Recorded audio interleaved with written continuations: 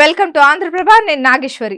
అమిత్ షా గురించి ప్రత్యేక పరిచయం అక్కర్లేదు. కేంద్ర హోంశాఖ మంత్రిగా చక్రం తిప్పుతున్నారు. అటు కేంద్ర ప్రభుత్వంలో కానీ ఇటు బీజేపీ జాతీయ స్థాయిలో కానీ నరేంద్ర మోదీ తర్వాత రెండో స్థానం ఎవరిదంటే అంతా చెప్పే పేరు అమిత్ షాదే. దేశాన్ని కాంగ్రెస్ ముక్తరహితంగా మార్చడానికి కంకణం కట్టుకున్న మోదీ షా వేస్తున్న ఎత్తులు మామూలువి కాదు. అలాంటి దేశంలోనే రెండో అత్యంత శక్తివంతుడైన నేత అయిన కేంద్ర హోంమంత్రి అమిత్ షాకు సొంత కారు లేదట. నమ్మలేకపోతున్నారా?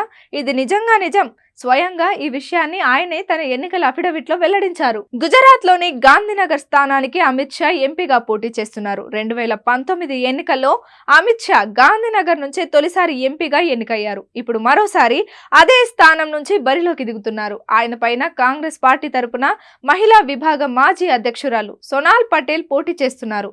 ఈ స్థానానికి మే 7న పోలింగ్ జరగనుంది. ఈ సందర్భంగా ఎన్నికల నామినేషన్ లో దాఖలు చేసిన అమిత్ షా అఫిడవిట్ లో తన స్థిరాస్తులు అప్పుల వివరాలను వెల్లడించారు. అయితే ఈ అఫిడవిట్ లో ఇప్పటి వరకు తనకు సొంత కారు లేదని పేర్కొనడం హాట్ టాపిక్ గా మారింది. కేంద్ర హోంమంత్రి, దేశంలోనే రెండో అత్యంత శక్తివంతుడైన నేత అయిన అమిత్ షాకు కారు లేదంటే ఎవరికైనా నమ్మడం కష్టమే.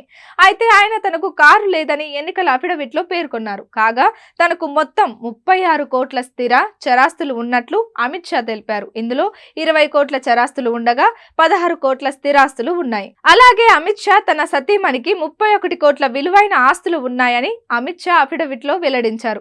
తనకు 72 లక్షల విలువైన ఆభరణాలు, తన సతీమణికి 1,10,00,000 విలువైన నగలున్నాయని తెలిపారు. ఇక అప్పుల విషయానికి వస్తే అమిత్ షాకు 15,77,000 రూపాయల అప్పులు ఉన్నాయి. ఆయన సతీమణి పేరు మీద 26,32,000 రుణం ఉందని అఫిడవిట్ లో వెల్లడించారు. ఇక 2022 నుంచి 2023లో అమిత్ షా తన వార్షిక ఆదాయం 75 లక్షలుగా ఉందని పేర్కొన్నారు.